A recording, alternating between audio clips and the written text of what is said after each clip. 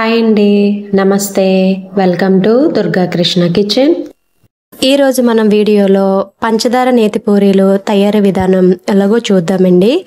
Taste అయితే చాలా బాగుంటుంది. క్రిస్పీగా తినే కొద్దీ తినాలనిపిస్తుంది.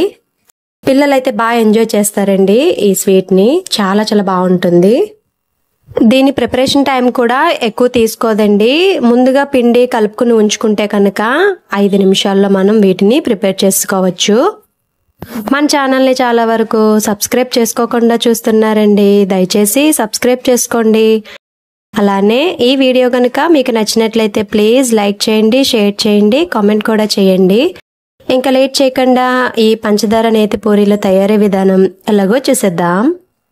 పూరీల కోసం ఇక్కడ ముందుగా 1 కప్ వరకు మైదా పిండి తీసుకోవాలి. దానిలోకి టేస్ట్ తగ్గట్టుగా సాల్ట్ యాడ్ చేసుకుని పిండి సాల్ట్ బాగా కలిసేలాగా పిండి మొత్తం ఒకసారి బాగా కలుపుకోవాలి. తర్వాత బాగా మరిగించుకున్న ఆయిల్ 2 స్పూన్స్ వరకు ఇలా వీడియోలో చూపిస్తున్న విధంగా వేసుకోవాలి. నార్మల్గా పూరీ చేస్తున్నప్పుడు దానిలోకి బేకింగ్ సోడా అనేది వేస్తూ ఉంటారు కదండి. అది వేయకుండా దానికి బదులు బాగా మరిగించుకున్న ఆయిల్ ఇలా 2 స్పూన్స్ వరకు యాడ్ చేసుకుంటే మీకు పూరీ అనేది టేస్ట్ బాగుంటుంది, గుల్లగా వస్తుంది, నూనె కూడా పీల్చుకోదు.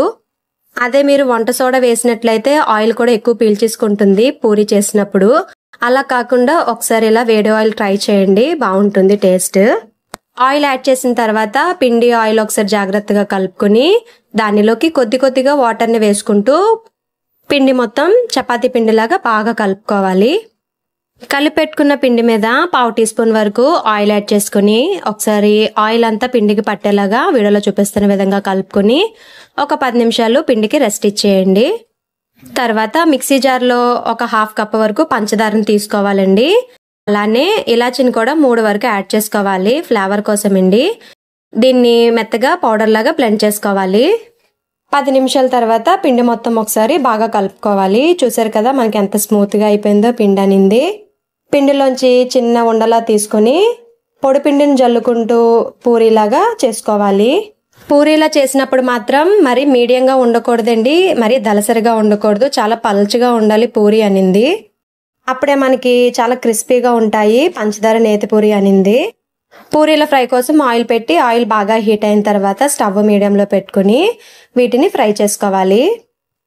ఇలా గరిటెతో ముంచి ఫ్రై చేస్తున్నట్లయితే పూరీ అనేది బాగా క్రిస్పీగా ఉంటుందండి. ఇవి ఎంత క్రిస్పీగా ఉంటే మనకి టేస్ట్ అనేది అంత బాగుంటుంది. ఒకవైపు వేగిన తర్వాత జాగ్రత్తగా రెండో వైపుకి టర్న్ చేసుకోవాలి. చూసారు కదా ఇలా మంచి కలర్ వచ్చేంత వరకు ఫ్రై చేసుకుని వీటిని వేరే ప్లేట్లోకి ట్రాన్స్ఫర్ చేసుకోవాలి.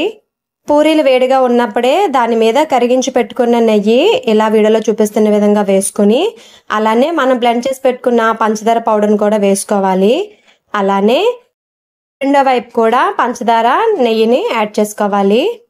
పూరీ ఫ్రై చేసిన వెంటనే వేసేసుకోవాలండి. అలా అయితేనే మనకి ఈ నెయ్యి పంచదార అనేది పూరీకి బాగా పడుతుంది. పూరీలు ఫ్రై అలానే ఈ పంచదార నెయ్యి యాడ్ చేయడం 2 ప్యారలల్గా జరిగిపోవాలి. పూరీలు మొత్తం ఫ్రై చేసుకున్న తర్వాత నెయ్యి పంచదార యాడ్ చేసుకుందామంటే అస్సలు బాగుండదండి. పూరీ వేడిగా ఉన్నప్పుడే ఈ నెయ్యి పంచదార వేస్తేనే ఆ టేస్ట్ అనేది బాగుంటుంది. చూసారు కదా పూరీ అనేది అయితే టేస్ట్ భలే ఉంటుందండి, చాలా బాగుంటుంది.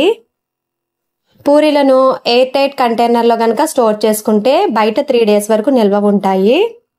ఫ్రిడ్జ్లో పెట్టుకుంటే 7 డేస్ వరకు నిల్వ ఉంటాయి. పిల్లలు ఏమైనా అడిగినప్పుడు ఇలా చేసి పెట్టండి, చాలా ఇష్టంగా తింటారు. 1కి 4 లాగించేస్తారు పిల్లలైతే. టేస్ట్ అయితే చాలా బాగుంటుందండి. మీరు ఒక్కసారి తప్పకుండా ట్రై చేయండి. ఈ వీడియో మీకు నచ్చిందని అనుకుంటున్నా. మీకు గనక ఈ వీడియో నచ్చినట్లయితే ప్లీజ్ లైక్ చేయండి, షేర్ చేయండి, కామెంట్ చేయండి. కొత్తగా ఛానల్ని వ్యూ చేసే వాళ్ళు సబ్స్క్రైబ్ చేసి పక్కనే ఉన్న బెల్ ఐకాన్ని కనుక క్లిక్ చేసినట్లయితే నా వీడియోస్ని మీరు రెగ్యులర్గా ఫాలో అవ్వచ్చు.